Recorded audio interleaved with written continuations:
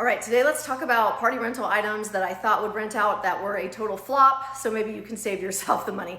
Hi, I'm Emily. I get paid to party. I run a handful of party service businesses out of my house and show you guys how you could make hundreds to thousands of dollars a week doing the same thing, so follow along if you're interested. Okay, so I have three to talk about today. The first one was a big shock for me, and that was the spa package setup, like rental package setup. The reason I'm shocked is because our DIY sleepover tents have been so popular. So for reference, our party rental business is a DIY party rental business. The prices are a little bit lower and more affordable because people come pick the items up from us themselves. They set them up themselves and use it however they want, and then they bring it back and drop it off. And this was a concept I kind of wasn't sure would work or not, so I started it on Facebook Marketplace, but it's been very popular. A lot of people are looking for discounted stuff and they don't want to pay the delivery fee or the setup fee, and it works great because I don't want to deliver and I don't want to set up. So it's worked great. And our sleepover tents are been very popular because people can, instead of paying $500 to $1,000 for a sleepover party, they can come get all the stuff from us and set it up themselves for a fraction of the price. For like 10 kids, it's like $150 instead of $1,000. So I thought the spa packages would be along the same lines because that's another type of party here in the Phoenix area that has been popular. And that's where you have kids to the party and it's a little spa package for them where they have like a nice wooden chair, a little like, table with a foot soaking tub on it. They have a basket with like their goodies of like eye masks and makeup, and they do mani-pedis, and it's super cute. But again, those parties are like $500 to $1,000 for like 8 to 10 kids. So I thought, why don't we offer the DIY version, and I'm sure this will be popular like the sleepover tent. Wrong. Like it's gone out maybe twice in a year.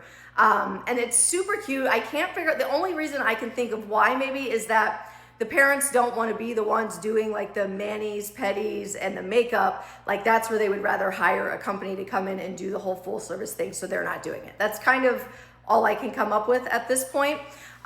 So all that stuff is just taking up space. I do kind of rent out the chairs and some of the cute baskets and stuff separately, but for the most part, it never goes anywhere. And I have just not gotten rid of it yet because part of me is like, maybe when I have a little bit more time, I'll just start a spa like package party service business where we come and do the full service in your house. You know, if I get more time, I'll add another service line. So I haven't got rid of it yet, but just know the DIY has not performed well.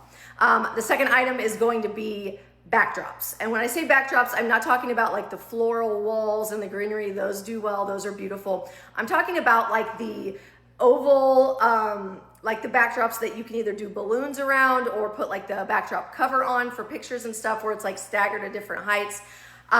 Those have not done as well as I thought, and I think part of that is because when most people get those, they're wanting like the balloons and all the decor that goes with it, and we don't do any of that. As DIY, I do not have the creativity and artistic ability to do the whole art or then the whole like balloon and make it all look good. Like that's not in my wheelhouse.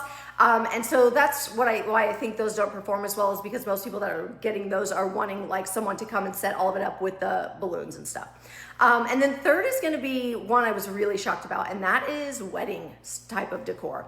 And that's because there's so many brides today trying to save money and do the DIY stuff, and I love it, and I thought ours would be popular, but I got some really nice centerpieces. I got some nice like dessert table stuff and beverage. I got a lot of stuff that was nice that I thought would rent more, and it just really hasn't. And what I can gather is that most brides are not wanting to rent like this from here and this from this group and this from this group. They want like a group that does everything where they can get everything at once, which makes sense.